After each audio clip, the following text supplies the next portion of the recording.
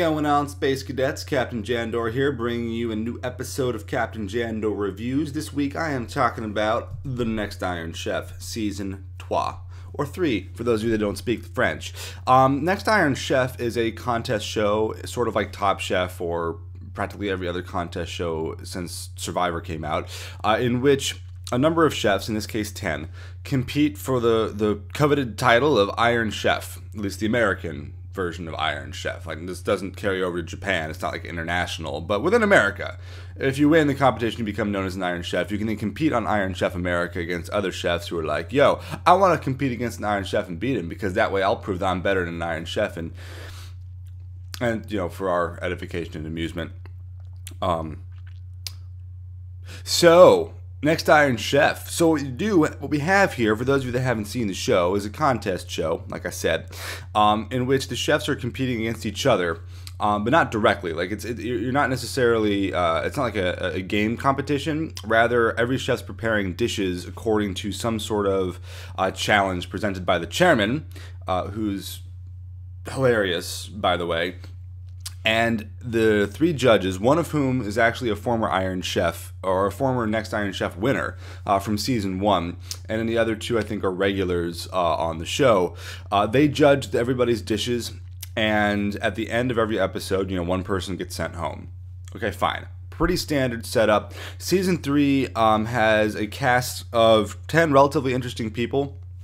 Pretty diverse backgrounds, styles of cooking. You have someone who is a master of sort of Chinese cuisine, Chef Tsai.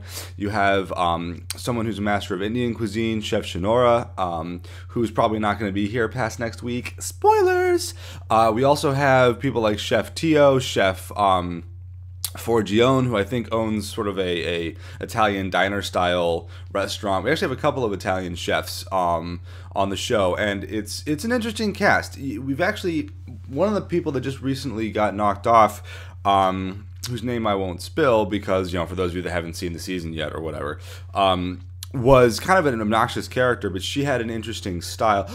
She had an interesting style, and one of the cool things about the show for me is that, one, I kind of like the Iron Chef motif. It's so over dramatized, it's so overwrought, it's so ludicrous. The the whole thing is just goofy, and I love it. It's, if anybody out there has ever seen the shonen show Yakitori Japan, Iron Chef is basically what Yakitori Japan would be in real life. It's people competing in this sort of hyper competitive, but not really competitive. Like, there's no real problems if anybody wins or loses. Like, there's no reward. It's just like a title thing or a prestige thing. And they're competing in Kitchen Stadium, you know? It's just goofy. And what they do on Next Iron Chef to sort of keep that alive is, like, they're just shameless about creating drama out of nothing. So they'll add sound effects whenever they quick cut back to people after, like, a snide comment is made. They deliberately cut things in such a way as to create conflict and tension where there might not be any conflict and tension.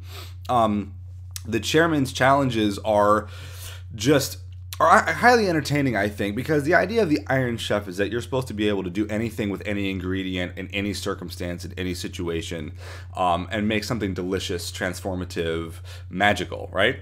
And so in this season, every episode has been a new style of challenge, like innovation, transformation, creativity, whatever.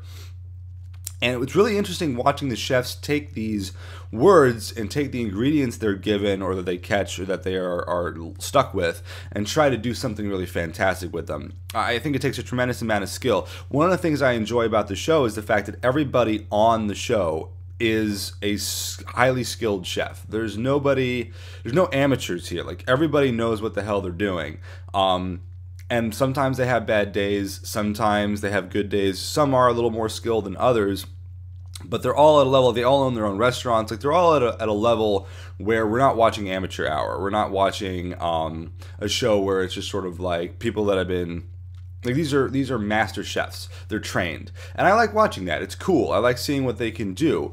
And I like seeing how they come up with crazy ideas. So it's a lot of fun. If you guys like sort of the fun contest show sort of style of programming, you're gonna like Next Iron Chef. If you don't, then skip it. I'm not sitting here saying you need to go out and watch it right now, but if you got the Food Network and you got some time and you got on demand or whatever it is, check it out, the Hulus. It's definitely worth a watch. I love putting on in the background. It's just it's good background noise. It's good to sit there and entertain yourself for like an hour. It's a nice sort of fluff TV. And if you like the fluff, then you're going to like Next Iron Chef. And that's going to be it for this week's episode of Captain Jandor Reviews.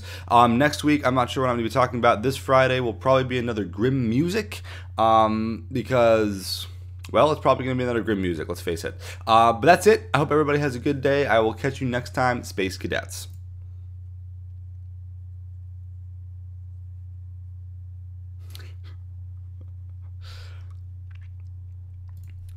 Yep. Oh, be sure to check out Mr. Jack Productions on Facebook.